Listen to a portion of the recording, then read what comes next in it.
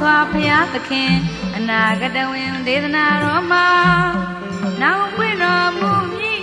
အရိမတိယပြဖျားလုံးလျာရာဇကြိုပြည်ရှင်ဗိမတာရဤမြည်တော်ရာဇကြိုပြည်ရှင်အဇာရတဤသာတော်အဇိတမြယဟံပါ